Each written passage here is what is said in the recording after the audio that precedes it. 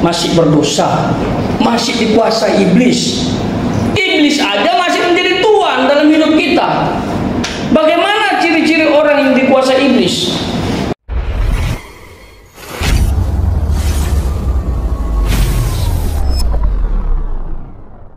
Shalom semuanya. Shalom. Oke, pada kesempatan ini kita akan belajar tentang firman Allah yang saya ambil dari 1 Petrus pasal 2 ayat 11 sampai 17. Dan kita mau belajar dengan tema hidup sebagai hamba Allah dalam perantauan. Di sini semua perantau? Iya. Ada yang penduduk asli? Tidak ada? Semua perantau? Ya, sekiranya ada di sini nggak perantau, ayat ini juga cocok kok untuk teman-teman. Ya, cuman memang ayat ini ditulis oleh Rasul Petrus kepada jemaat Tuhan yang ada di perantauan. Diperkirakan di Asia Kecil, kalau sekarang itu Turki. Jadi ada di dalam perantauan mereka, dan mereka mengalami penderitaan. Mereka didiskriminasi, ditolak. Pengikut Kristus seperti itu di zaman itu. Apalagi ada satu raja yang luar biasa kerasnya untuk orang Kristen, namanya Kaisar Nero. Pernah dengar itu? Bahkan Rasul Petrus disalib dengan cara terbalik di zaman itu oleh pemerintahan Kaisar Nero. Jadi orang Kristen saat itu memperjuangkan hidupnya itu nggak mudah. Makanya keluar ayat ini, hiduplah sebagai hamba Allah dalam perantauan. Dan saya berharap ayat ini memberkati kita. Jangan hanya untuk sekedar rutinitas sebagai orang Kristen, tapi saya berharap setelah saya sampaikan ini dan saya pergi tinggalkan teman-teman, ini menjadi pegangan hidup selama kuliah di pulau ini yang luar biasa ini, dan pulang ke kampung barangkali tetaplah menjadi hamba Allah. Amin. Nah, bagaimana menjadi hamba Allah? Coba kita lihat. Yang pertama, bagaimana hidup sebagai hamba Allah berdasarkan teks ini dalam perantauan. Yang pertama, Alkitab mencatat kita harus jauhi keinginan daging. Keinginan daging yang berlawanan dengan jiwa, kata teks itu. Untuk lengkapnya nanti bisa dibaca dalam 1 Petrus pasal 2 ayat 11 sampai 16. Jauhilah keinginan daging. Apa itu keinginan daging? Keinginan daging itu adalah percabulan, pesta pora, iri hati, kedengkian, dan sifatnya itu menjatuhkan hidupmu, dan itu bisa memperlambat hubunganmu dengan Tuhan dan menghambat kesuksesanmu. Jadi jauhi keinginan daging. Jangan jadi Kristen KTP. Minggu ke gereja tapi Senin sampai Sabtu macam dunia. Dalam gereja lompat sana lompat sini, kalau dia dilihat itu waktu ibadah itu, ngalahin artis. Kalau bisa 1 meter keliling kosong, haleluya gitu. Tapi begitu keluar gereja mukanya cemberut, ingat hutang, ingat masalah. Itu keinginan daging. Terus arak itu udah kayak air putih bagi dia. Kalau selesai makan, minum arak 1 gelas.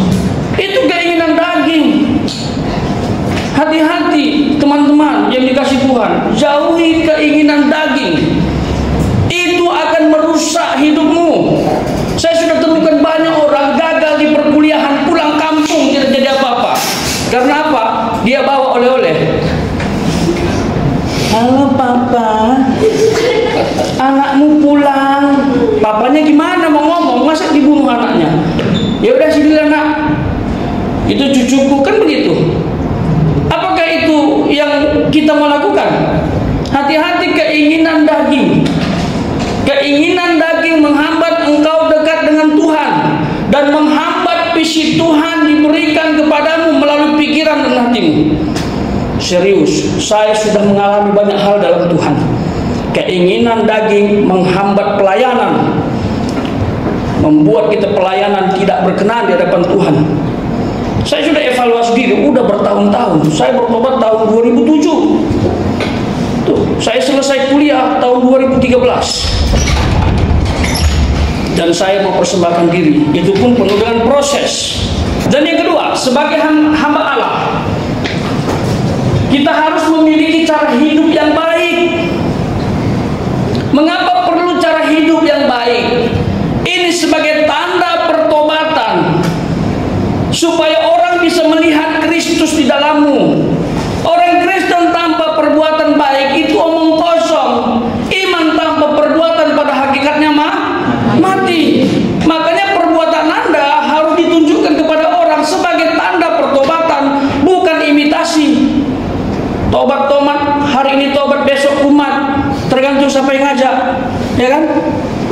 Kalau teman yang satu ngajak ke gereja, ke gereja dia, sekalipun toleh kanan kiri melihat cewek cantik, ya nggak apa-apa kan? Tapi ujung-ujungnya kan menyembah Tuhan gitu. Tapi kalau ada orang teman yang ngajak ke tempat lain, ke diskotik, mau nggak? Yang benar. Tergantung kalau ditraktir, kenapa enggak? Tapi kok bayar sendiri ya pura-pura sibuk lah. Gitu kebanyakan kan? Perbuatan baik harus ditunjukkan sebagai teladan bagi orang. Jangan sampai orang tersandung karena perbuatanmu. Kamu mau bilang apa? Inilah orang Kristen yang diberkati Tuhan, tapi perbuatanmu menjadi batu sandungan. Kalau dalam teks ini, kenapa harus berbuat baik? Kenapa harus memiliki cara hidup yang baik? Karena apabila nanti kalian difitnah orang di perantauan, orang bisa jadi bungkam setelah melihat perbuatan baikmu. Itu kata teks. Kamu harus punya sikap yang baik, hidup yang baik. Apabila nanti ada orang memfitnah kamu, dan dia akan terdiam dan malu setelah melihat sikapmu yang berkenan di hadapan Tuhan dan yang memuliakan Tuhan. Jadi ada orang-orang menyesal setelah memfitnah kita. Ada orang-orang menyesal setelah menyakiti kita. Karena waktu kita disakiti, dia tidak dibalas. Gitu loh. Kata Alkitab, kalau engkau ditampar pipi kanan, kasih pipi kiri. Ada yang mau praktek? Katanya Kristen, praktek dulu. Sini, siapa yang mau praktek? Saya tampar pipi kanan sekali, terus kasih pipi kiri, mau? Itu gambaran yang artinya kalau pipi kanan ditampar, kasih pipi kiri, itu artinya kejahatan balas dengan kebaikan. Jangan dibalas dengan kejahatan. Alkitab bilang berapa kali kita ngampuni? Siapa lihat 70? 7 kali 7 kali. Tidak ada sama dengannya. Tidak bisa ditotal. Ini bukan jumlah seperti matematika.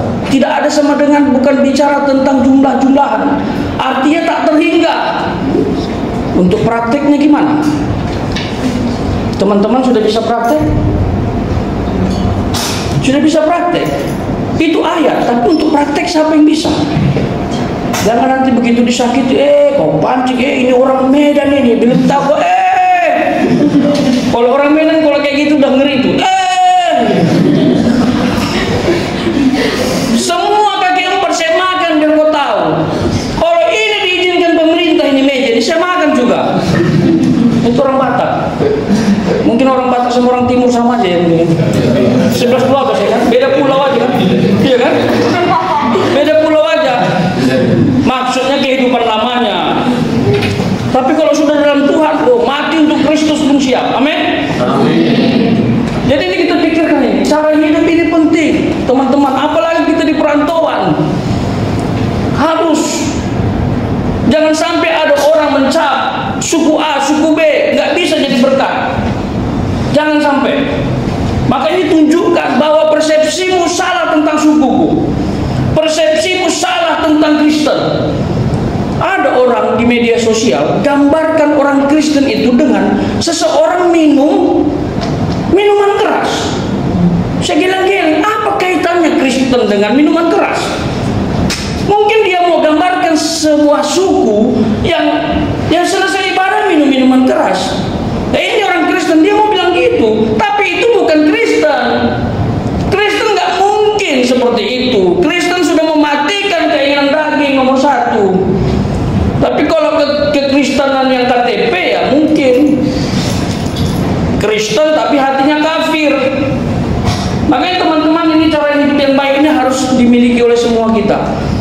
Dan ini juga nanti membuat nilai jual buat kita. Tak kala teman-teman lulus, karena orang tahu teman-teman itu punya sikap yang baik, dia akan cari. Pemimpin perusahaan berkata, aku mau dia. Ini Pak, ada yang bagus ilmunya, sekolahnya tinggal nggak? Dia. Kenapa Pak? Dia baik. Pemimpin percaya, kalau dia dipercayakan tugas, tidak korupsi. Tapi yang satu nih, yang pintar ini, ngeri. Dikasih perusahaan, dia kali-kalikan uang perusahaan, dia manipulasi semua. Kepintaran itu bisa dipakai untuk kejahatan kalau di luar Tuhan, tapi kalau di dalam Tuhan saya percaya untuk kemuliaan Tuhan. Amin. Yang ketiga, hidup sebagai hamba Allah. Yang ketiga, harus tunduk kepada lembaga manusia. Dalam teks ini lembaga manusia yang dimaksud adalah raja dan wali-walinya, utusan-utusannya yang bisa mengeksekusi seseorang yang melanggar hukum. Kalau relevansinya untuk zaman sekarang, nggak raja kan, tapi apa? Presiden. Bisa juga polisi, tentara, hakim. Kalau mereka sesuai dengan konstitusi, taat. Tetapi dalam teks ini ditekankan tunduk karena Allah. Jadi kita taat kepada pemerintah itu karena Allah. Karena Allah yang perintahkan. Jadi tunduk. Karena Allah yang perintahkan, baik presiden maupun jajarannya atau siapa saja. Kita mau tunjukkan kami ini hamba Allah. Karena pemerintah itu adalah pilihan Tuhan juga. Terlepas agamanya apa, sukunya apa, pemerintah itu pilihan Tuhan, ditetapkan untuk melaksanakan hukum di bangsa kita. Jadi hormati. Tapi memang ada pemerintah yang melenceng kan. Nah ini pergumulan berat, ya kan? Karena ini direkam, saya nggak ngomong itu. Jadi bahaya. Setelah ini saya dijemput makan lapar pertama, ya kan? Setelah itu nggak ngajar lagi kita nih. Bahaya. Sorry ya. Dipikirnya nggak kepleset. Sorry, saya nggak kepleset. Oke. Jadi tunduk kepada lembaga manusia. Ayo, yang sudah waktunya bayar pajak nggak? Bayar. Bagus. Mereka bayar pajak, Pak. STNK nggak mati? Ya. Oh, saya mati. Tapi belum ada waktu, sorry. Saya sedang mempersiapkan dana. Karena sekali ngurus banyak. Karena saya juga ada bisnis sedikit. Bisnis untuk ya biasa wisata. Jadi kalau ngurus bisa lebih dari satu. Lagi mengumpulkan uang. Bukan berarti tidak taat. Jangan nanti jadi acuan, itu kakak yang khotbah juga tidak urus pajak. Bukan. Ini saya kasih tahu urus pajak. Saya juga akan urus. Sebentar, sabar. Ya, belum final. Tapi buat teman-teman yang ada uang langsung urus. Senin. Besok nggak buka. Oke, jadi tunduk kepada lembaga manusia. Dan yang terakhir, sudah berapa menit nih? Kelamaan lagi. Hidup sebagai orang merdeka. Coba teman-teman cek, apakah teman-teman sudah merdeka?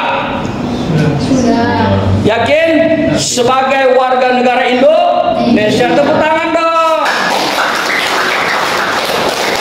Ada negara lain masih menjerit, tolong, nggak merdeka. Indonesia sudah merdeka, bangga punya pahlawan yang luar biasa kan? Ya. Itu kan bangsa kita yang merdeka. Diri teman-teman sudah merdeka? Masih diperbudak dosa? Masih punya rasa takut? Ya, silakan. Masih? Ya. Masih dikuasai iblis? Masih. Mama sayang. Aduh, kalau begini Miss, ibu ini kayaknya berseri nih. Gitu. Karena baru kenal mukanya belum bisa dipahami ini dosanya apa. Masih loh dikuasai iblis. Itu jeritan hati tuh. Masih. Saya suka orang Kristen seperti ini. Wah, terima kasih luar biasa. Ada ayat kehidupan. diberkati kamu ya. Amin. Dengan pekerjaan yang bagus, dikasih jodoh yang dari Tuhan. Amin. Please jangan ketemu sama orang yang beda agama. Bahaya, bahaya. Jangan cinta beda sama agamanya saja susah, apalagi beda. Ngeri. Belum tahu ya, saya sudah menikah, saya mengerti liku-liku pernikahan. Alkitab itu yang mengikat untuk tetap bersatu, karena Tuhan itu ajaib. Amin. Jadi ayat ini harus kita terapkan. Hidup sebagai orang merdeka, masih berdosa, masih dikuasai iblis. Apakah itu orang merdeka? Halo? Apakah itu orang merdeka? Tidak. Berarti ayat ini belum kita alami. Iblis aja masih menjadi tuan dalam hidup kita. Bagaimana ciri-ciri orang yang dikuasai iblis? Hidupnya penuh dengan kutuk, hidupnya penuh dengan kesialan, hidup penuh dengan kebangkrutan. Kalau menikah bisa cerai. Itu ciri-ciri orang masih dikuasai iblis. Itu ciri-ciri orang masih dikuasai iblis. Jadi teman-teman harus evaluasi diri. Bagaimana caranya supaya lepas? One way, only Jesus Christ, not others. Oleh sebab itu kalau cuma jadi Kristen sebagai agamawi, percuma. Mati pasti masuk neraka. Karena Anda masuk surga bukan karena Kristen. Kristen itu sebutan ejekan untuk pengikut Kristus. Jadi nggak usah bangga pertama kali diucapkan di Antioquia. Ejekan buat pengikut Kristus, tapi benar. Kristen, tapi benar. Jadi nggak usah bangga jadi orang Kristen, tetapi engkau tidak seperti Kristus. Berbajukan kekristenan tapi hati kafir. Mulutmu memuji Tuhan, tapi hatimu enggak. Sikapmu tidak mencerminkan itu. Allah sudah pernah tunjukkan model dalam Alkitab, yang dimana dia muntah melihat bangsa Israel memuji dia. Dia bilang, aku muntah lihat pujian dan penyembahanmu. Kenapa? Engkau memuji dan menyembahku, tapi kamu tidak adil dalam bertindak kepada seseorang. Mereka menindas siapapun. Makanya waktu kita bilang haleluya, puji Tuhan, itu tindakan kita, kelakuan kita di luar sama. Teman-teman, saya bicara ini bukan sembarang ngomong. Saya sudah terapkan. Saya akhir-akhir ini paling takut. Saya itu hanya bisa ngomong, hanya bisa khotbah, tapi tidak sesuai. Serius. Saya dalam beberapa waktu terakhir saya selalu melakukan waktu teduh dengan Tuhan, perenungan. Saya memang biasa khotbah. Saya juga punya media sosial. Setiap pagi jam 5 kalau teman-teman mau ikut boleh. Promosi lagi. Khotbah populer. Yesus yang populer harus dikhotbahkan. Jam 5 pagi saya doa. Saya baca Alkitab di situ. Kadang-kadang debat masalah Allah. Wes, ada lagi di TikTok itu bahasanya bikin saya sebagai orang Medan naik darah. Dia bilang, "Stop menyembah manusia." Apakah teman-teman memang menyembah manusia? Tidak. Yang benar, ragu kan, ragu. Lalu dia bilang, "Stop menyembah anak orang." Apakah teman-teman menyembah anak orang? Tidak. Lalu dia bilang, "Tuhan orang Kristen mati." Apakah Tuhan teman-teman mati? Tidak. Yesus Kristus mati. Mati tubuhnya tapi jiwanya masih. Wih, ini keren. Mati tubuhnya tapi jiwanya masih ada dalam. Masih ada. Tapi jawaban yang paling tepat, dia mati dalam keadaan sebagai manusia, tapi dia sebagai firman Allah nggak mati. Karena bicara Yesus itu dominator, dia Allah sejati, dia manusia sejati. Dia Allah sejati dalam konteks kekekalan. Dialah firman Allah yang menciptakan alam semesta dalam Kejadian pasal 1. Itu Yesus. Dalam pra-eksistensi sebelum dia jadi manusia, dia Allah adanya. Dalam Wahyu pasal 1 ayat 17, dia adalah Alfa dan Omega.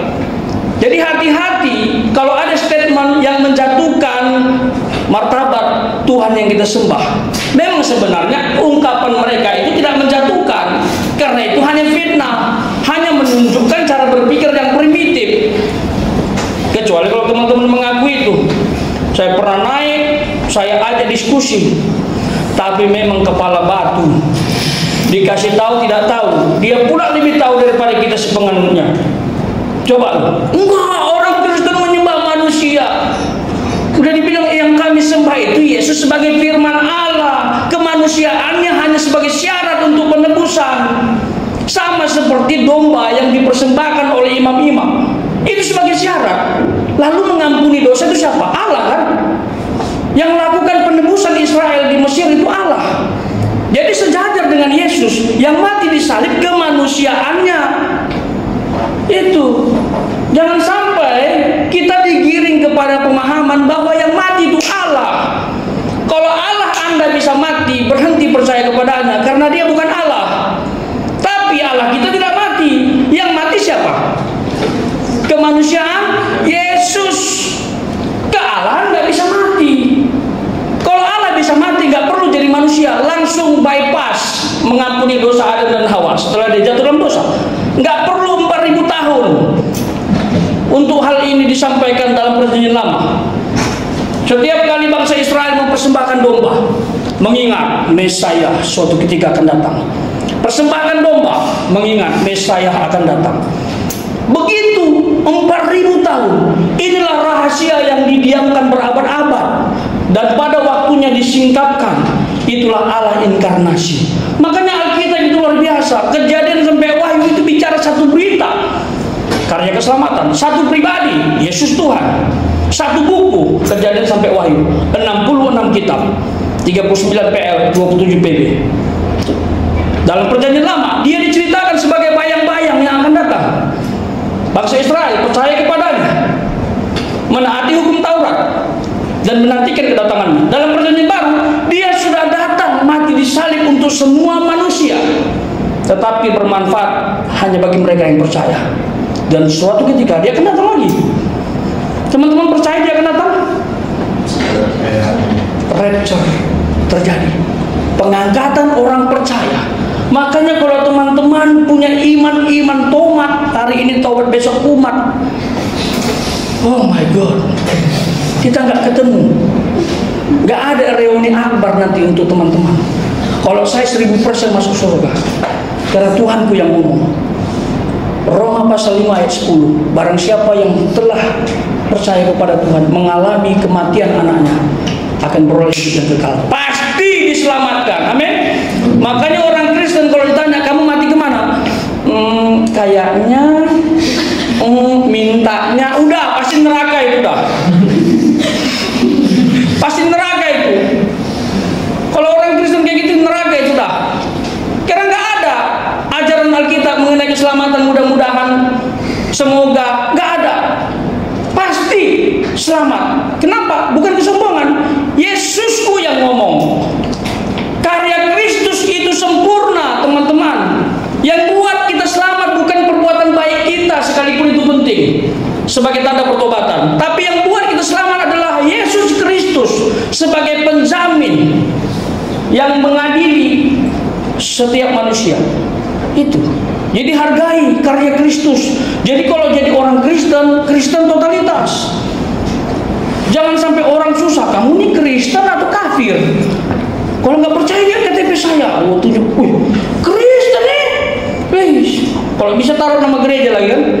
Tapi kok kamu nggak beda sama itu yang di samping.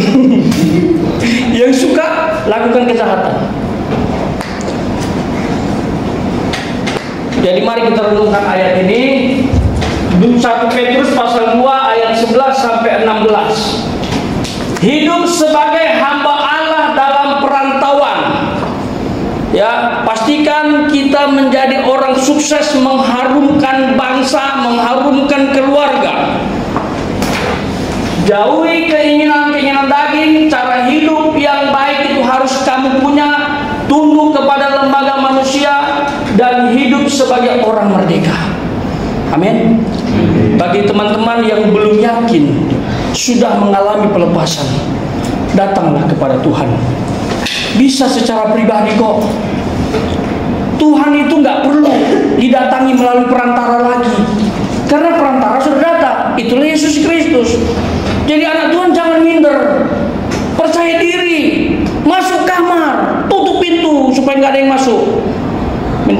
lagi nanti.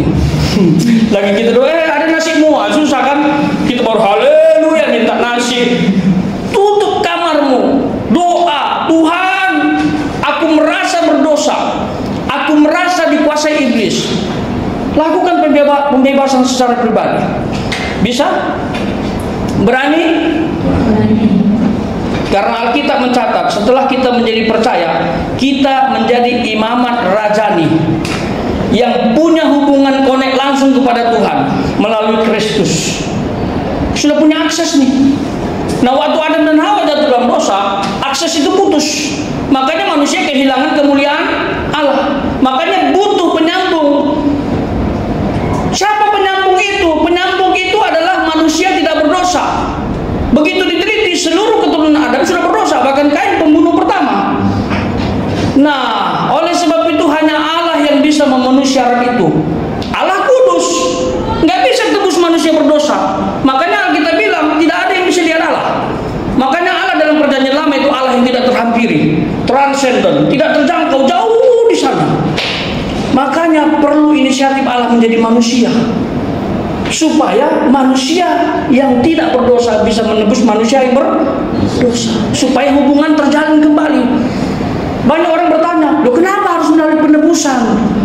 Loh itu bukan kita yang karang bro, itu ketetapan Allah. Dosa harus ditebus oleh manusia yang tidak berdosa. Loh kalau begitu baca Alkitab yang bilang gitu aja, nggak usah pakai logika. Kayaknya enggak. Ada lagi orang yang berkata, kalau Allah mau berkuasa, kenapa dia harus jadi manusia? Kenapa nggak tebus langsung? Sehebat apa sih dosanya Adam? Hanya makan buah. Saya ini sekarang makan buah nggak berdosa. Loh, masalahnya bukan masalah buah. Masalahnya dia melanggar perintah Allah. Dosa Adam dan Hawa bukan karena makan buah, tapi karena melanggar perintah Allah. Ini namanya perintah tanpa syarat, perintah tanpa alasan. Itu tanpa alasan. Sama seperti makan babi. Kenapa dalam perjanjian lama dilarang? Sebenarnya tanpa alasan Tuhan ikat perjanjiannya di situ. Bukan karena cacing pita. Cacing pita juga ada di sapi, ada di kambing, bahkan ada di perut teman-teman. Bisa jadi, coba bongkar. Bukan karena cacing pita. Babi itu makanan paling enak. Serius. Haram kalau belum mateng, tapi kalau sudah mateng harum. Kalau lomba makan babi ya kalah teman-teman sama saya. Serius, tapi sekarang saya nggak bisa lagi karena pernah kena hipertensi. Makanya saya sekarang pemakan babi yang sangat santun. Seminggu sekali, itu pun jangan banyak. Kalau banyak dimarah ini my honey. Dia bilang, jangan banyak-banyak Pak, nanti anak-anak tanpa bapak katanya. Saya pikir-pikir ini kayaknya bukan karena sayang ini, karena dia tidak bisa menafkahi ini. Takut dia jadi janda. Ya kan? Aduh. Ya, saya percaya tidak mewakili ya persis, tapi mungkin bahasa dirubah lah. Jangan gitu papa, mama nggak bisa kehilangan papa, gitu kan? Iya kan? Ya kan? Kalian kalau pakai bahasa itu yang bagus gitu. Ya, jangan kalau nanti punya pacar, jangan keluar. Nanti habis uangmu, jangan begitu. Jangan keluar sayang, aku nggak siap kamu tinggalkan. Gitu. Nanti tersambar dengan cewek lain dan pastikan engkau yang terbaik. Jangan marah-marah aja terus. Apapun yang dilakukan cowoknya tidak ada yang benar, salah semua. Ngengkol motor pun bisa salah. Ngengkol motor gitu, agak lambat begitu marah ceweknya. Itu nggak benar itu. Dan terakhir saya mau tutup dengan kesaksian. Siapa saya? Dan saya adalah produk Allah yang bisa dikatakan adalah sampah masyarakat. Saya jahat sekali. Saya dilahirkan dari keluarga broken home. Keparahannya saya nggak perlu ceritakan. Tapi yang jelas, papanya saya meninggalkan kami 5 bersaudara. Dan saya pernah tinggal di terminal. Di kehidupan gelap saya pernah. Pokoknya kacau, hancur. Saya pernah putus sekolah 1 tahun, tinggal 1 kali. Wih, mantap kan? Tinggal 1 kali, karena saya adalah orang yang berpengaruh di kelas. Saya bisa pengaruh satu kelas itu jadi jahat. Ajak cabut di sawit-sawit saya itu. Dan saya adalah siswa yang paling banyak kena tendang sepatu guru. Dan saya ingat itu. Semoga beliau masih hidup. Namanya Bapak Siregar. Barangkali Bapak Siregar dengar. Inilah anak yang pernah kau tendang. Serius. Untuk luasnya, kalau teman-teman mau tahu siapa saya punya teman 17 tahun nabrak mobil berhenti, 2 orang mati di tempat. Itu teman saya. Ada teman saya pecandu narkoba. Teman saya. Keluar masuk penjara, ada teman saya. Teman saya ya. Itu teman baik saya. Ada juga yang menikah lalu tinggalkan anak orang. Suka ganti-ganti cewek. Itu teman saya. Bahkan saya pernah pulang ke Sumatera, tiba-tiba ada anak laki-laki yang berjalan tanpa busana. Itu teman saya. Waktu saya lihat, ini kayaknya kenal ini orang. Ini siapa ini? Tiba-tiba ada yang ingatin, ini temanmu dulu. Wah, Tuhan Yesus, terima kasih Yesus. Kalau enggak kan jalan sama-sama nanti. Itu teman saya, 5 menit sekali ketawa. 5 menit sekali ketawa. Kalau teman-teman begitu, jangan-jangan teman saya. Ada yang ketawa 5 menit sekali, apalagi uang kuliah nggak bisa dibayar, ketawa-ketawa 5 menit sekali. Teman saya itu teman saya. Jadi bisa gambarkan siapa saya? Teman saya. Oh. Teman saya.